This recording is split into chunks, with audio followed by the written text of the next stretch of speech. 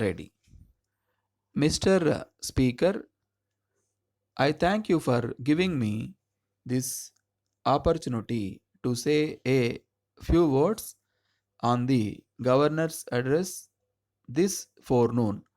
The governor has given us an idea of the various measures to be undertaken by government for the welfare of the people of this state. Many important subjects have not been included in it.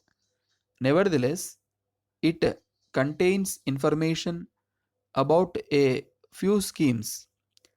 I want to be brief in my speech. Let me first refer to the public distribution system. I think it is the duty of the government to supply all essential articles through fair price shops at cheap prices so that it may be helpful to the poor people, especially to those who are below the poverty line.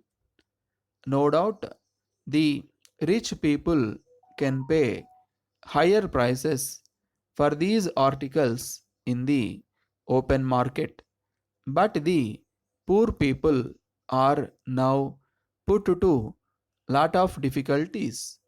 The government should therefore take such steps as are necessary to supply all essential articles to the poor people at cheap prices through fair prices shops.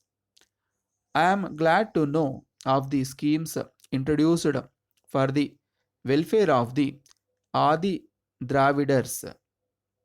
We all know how they have been suffering in the past. Nobody now seems to be sincere in helping them to come up in life. In spite of several years of independence, their conditions have not improved. Every party is interested in getting their votes, so they approach them just before the elections when they promise to do so many good things for them, but after the elections are over and they come to power, they completely forget those people.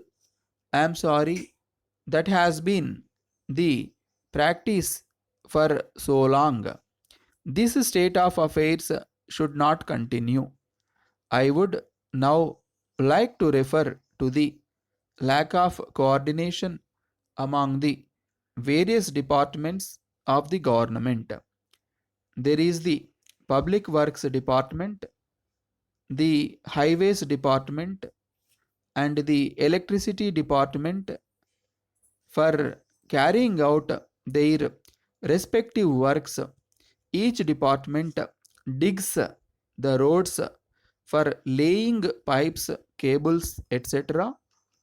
After the work is over, they do not care to close the pits and make the road as it was before.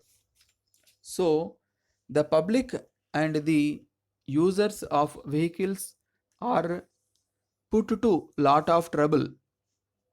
This is not a difficult matter. This does not require special skills. If only there is proper coordination and if only they care for the convenience of the public, they can rectify this. It is a matter for great satisfaction that in recent years there is an increase in the number of universities started in this state. In this connection, I would like to point out that the mere increase in their number will not improve the quality of education. Such universities should be provided with the necessary infrastructure. They should have efficient professors, modern laboratories, libraries, etc. Moreover, they should have complete freedom to prescribe courses of study and evaluation of performance of the students, only then the quality of education will improve. With these words, I conclude my speech. Letter from Nelson Engineering Company Limited, Coimbatore, to Messrs. Mohan and Company, Salem. Dear sirs, we are very glad to receive your letter of the 4th instant. We are very much interested in the project referred to in your letter. We have the necessary facilities to undertake the work. We have the equipment, men and materials also. We have undertaken jobs similar to the one that you want us to take up for you in A Road and other places. All of them are satisfied with our performance. We are getting more and more enquiries from those areas. We are sending our engineer, Mr. Vasan, to see you on the 15th instant. He is the person who is in charge of such jobs undertaken by us.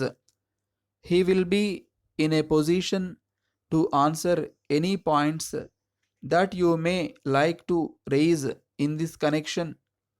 After seeing the place and the nature of work, he will give you an idea of the approximate amount that we may charge for this job and the time within which the work will be completed.